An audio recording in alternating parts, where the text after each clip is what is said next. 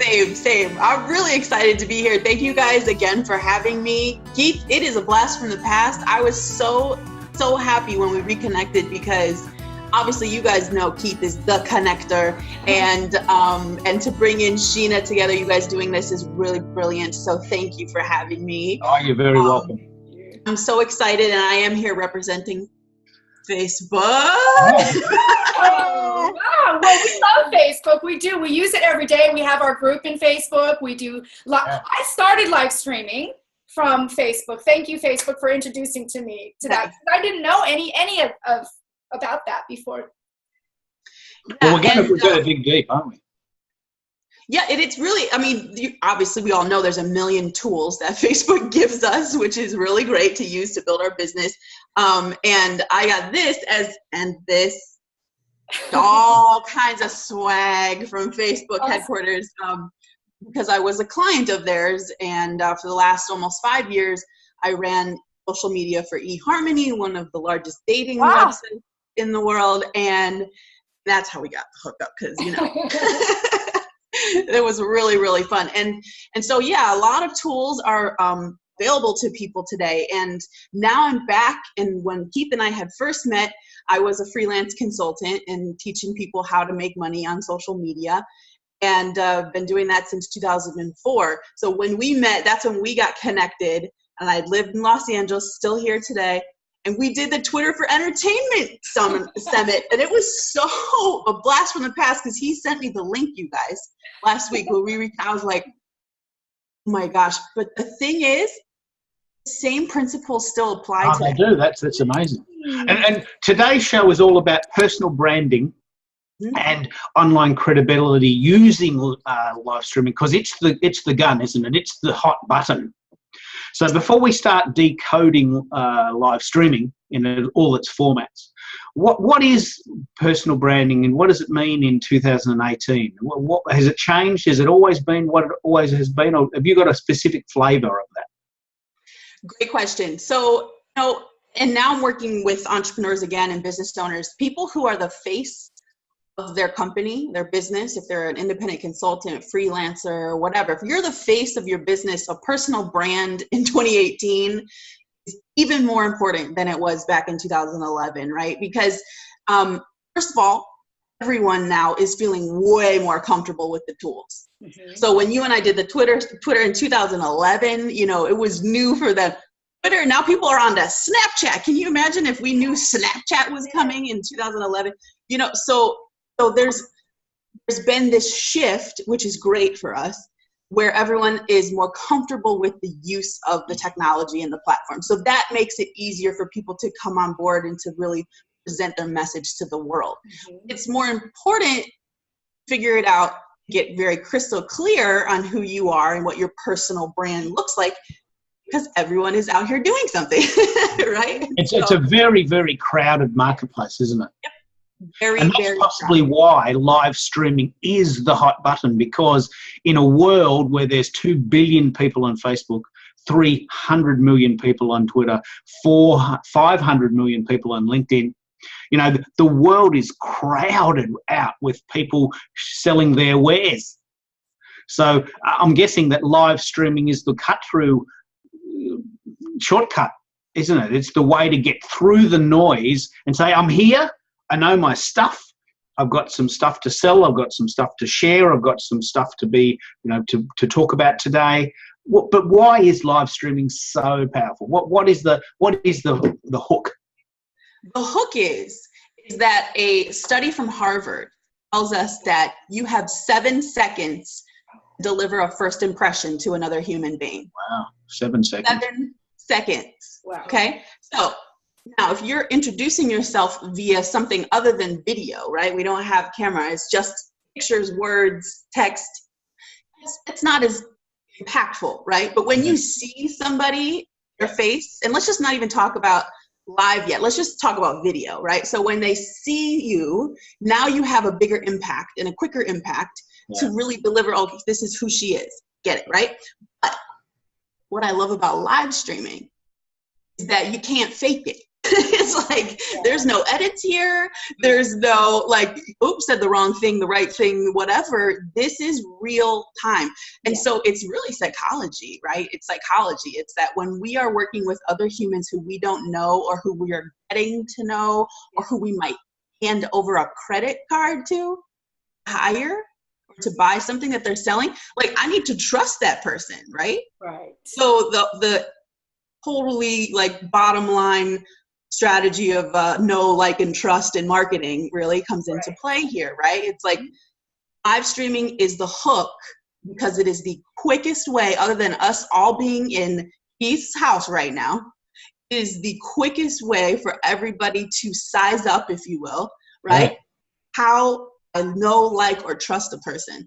And so within 7 seconds, video, real time, you're able to know much more quickly what you want to do with the human across from you. Yeah. That's good in business, because time is money, and money is power, and power is good.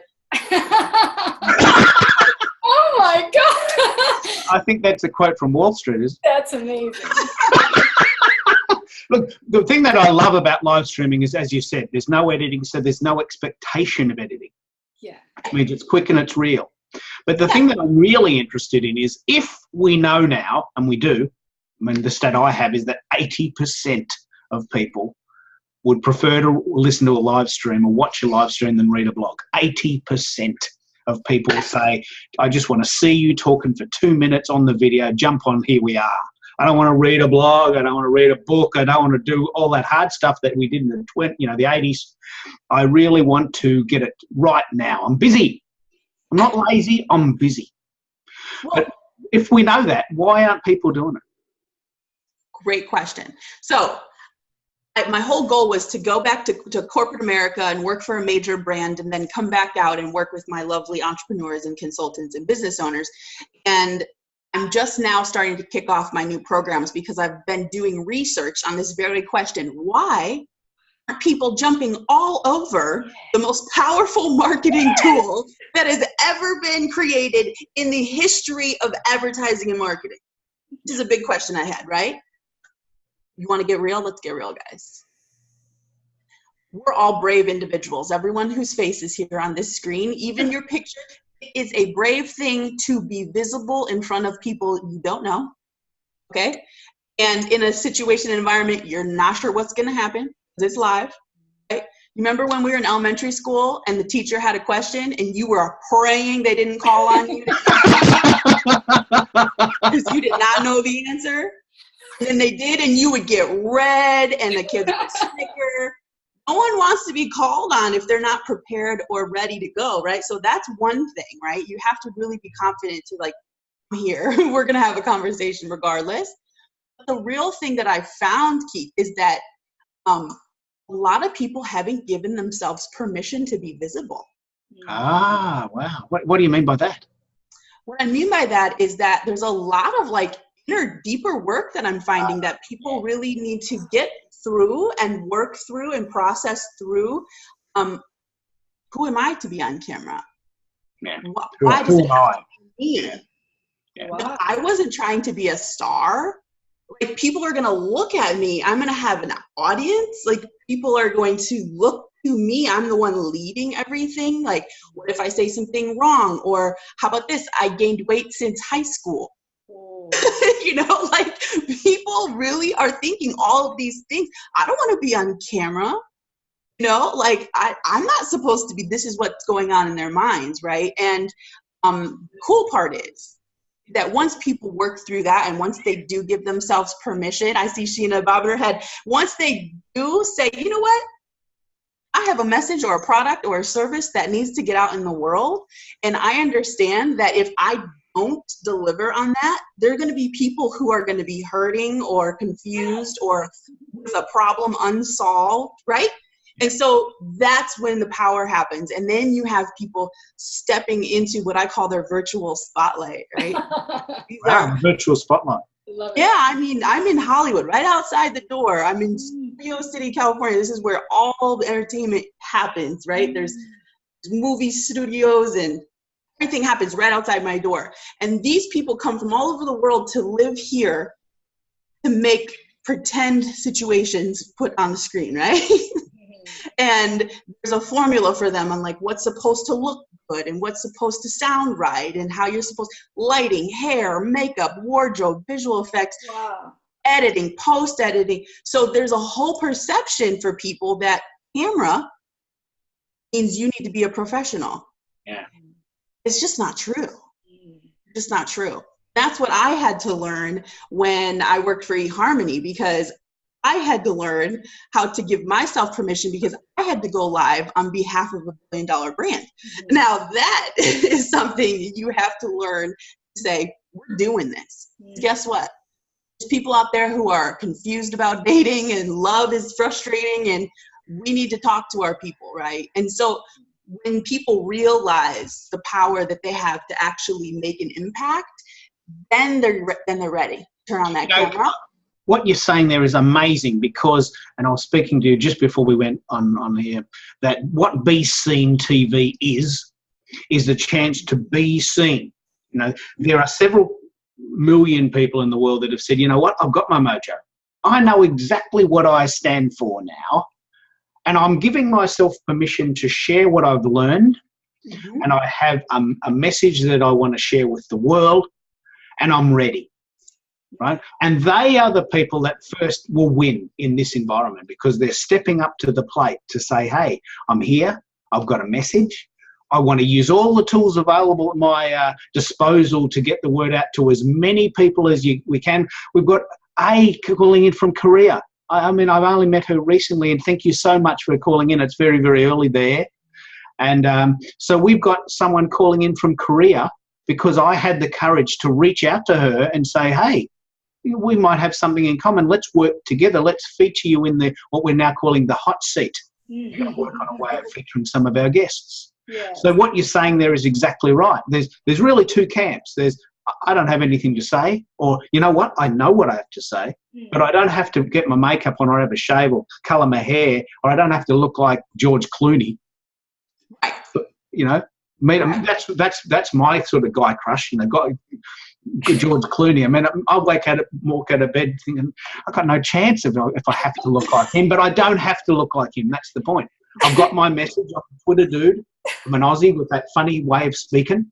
Funny for people that don't live in Australia. And I'm stepping into it. Yeah. And live just gives you that chance, doesn't it? I have a couple questions, Kerianne. Do we call you Keri or Kerianne? Whichever.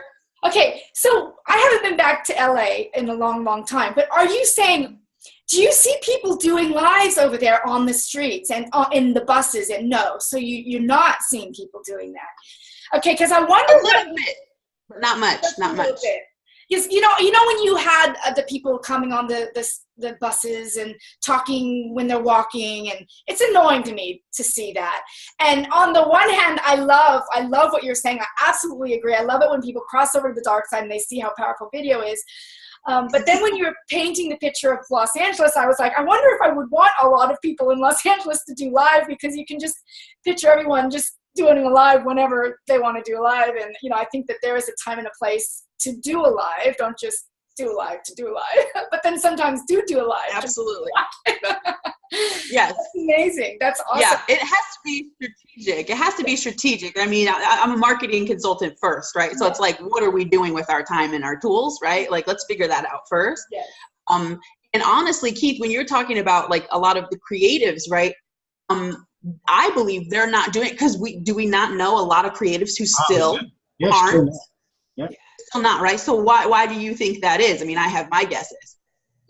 Well, geez, that's a good question. This is unplanned, guys. It's a sort of spontaneous reaction. I know a lot of creatives. And most creatives love creating, and they hate marketing. You know, creatives hate marketing. I'm a singer. People should know that I'm a singer, and I sing. That's what I do. I sing, and I'm singing at Joe's bar. What's that place? Mel's Diner. Sing at Mel's Diner on Saturday night. Come. There it is, just up the road. Yeah. So I don't have to promote that. You should know that I'm good. You should know that I'm good, because I am good. And I've sung in here, and I was on The Voice, and I was on this, and I was that, and I've been on telly. Why should I have to tell you? this is a very, very key question, and I might even offend some of my creative friends, but the point is that there are zillions of creatives. Yeah. Zillions. And the ones that have the gumption to say, you know what, I know that I can sing, but you don't know that. You don't know that I know. So I've got a friend in Nashville that jumps on a guitar and just puts the phone on and does a Periscope. 57,000 viewers, just her and a guitar. Awesome. Now that's 57,000 people that get to hear her song when she's written it. And if she just said, well, I've written this song and you should know that, well, how can I know it? I mean, there's a zillion girls playing guitar in their bedroom in Nashville. Zillions of them. So I don't think it's necessarily fear, although that could be it. It's just this frustration that creatives and marketing, they clash, they butt heads. I found this a lot. Is that a synopsis that you found, or is it an additional idea that you were going to suggest? Always true, always true. There's another point too, but to add on to your point there, Keith, that's always true. That's how I got my start in the entertainment industry, was doing marketing for musicians, because they didn't know what the heck to do on MySpace. Remember MySpace, guys? Yeah, but like they didn't know what the heck to do, and so I was the one who could understand what they were trying to accomplish, but then like channel into a business strategy, right, and deliver it on social media. So the other part about fear and creatives is the perfectionism syndrome, right? Like, guess what? I'm a singer, but I only like karaoke because the words are on the screen. So that means I'll never mess up a song, you know, or forget the lyrics, right? It's stuff like that where like they don't want to, you have to be so vulnerable to go live. If you're just on Facebook and you're going live, you're putting yourself out there. It's real time and unedited. And I feel like a lot of creatives, you know, they like their finished product. They like the CD, the album, this download. They want the final thing to be presented, right?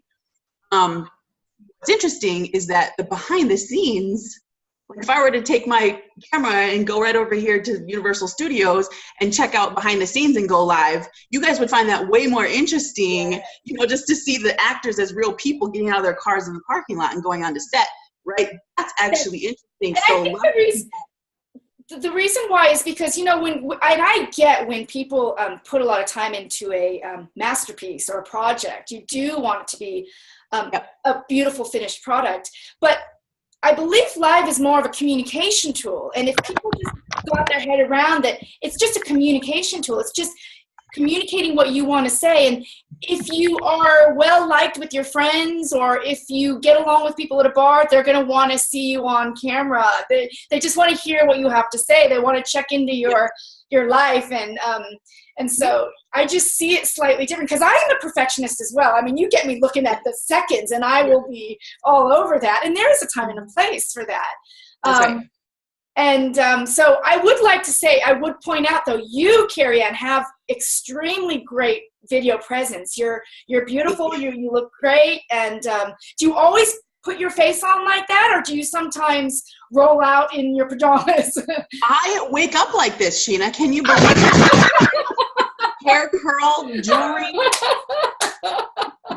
No time at all.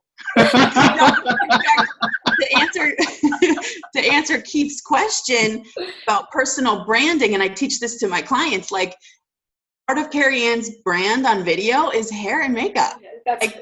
That's good. You saw me with no end lighting. I have a ring light here. I invest in what this visual presentation looks like, because that's actually 55% of what a first impression includes. Is not what you say, the sound of your voice, but actually what the visual presentation looks like. So it still does matter. Now, I will do some of my viral videos have been in my car after a meeting because I had something to say. So the content was really, really important, you know, and that's just when you dial in and you're actually just speaking from your expertise, that's really more important, but than like a set or lighting or whatnot.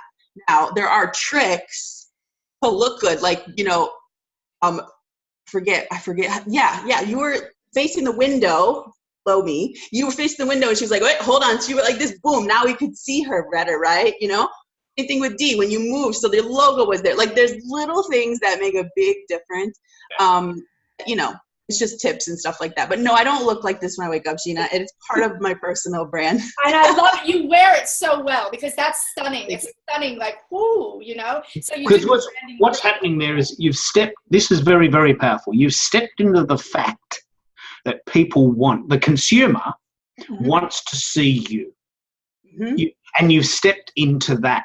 Because the question I always have about the fear and the video and the perfectionism is, we know why people don't do it, but on the other side of the coin, we know that people want you to do it. You know, and I did a Twitter poll, and only 13% of people in my tribe are live streaming. 13%. That means that 87% of people haven't had the opportunity or the courage or the gumption or the need to live stream, which means that those 87% of people are missing out on the consumers that have gone hell for leather to say, I want to see you. I want to hear you speaking. Oops, Bluetooth mode. So, you know, people want you to be yourself. Yeah. I think that Mike wants you to sing a song. You want me to sing that song? You want me to sing that song? I think it's appropriate. I mean.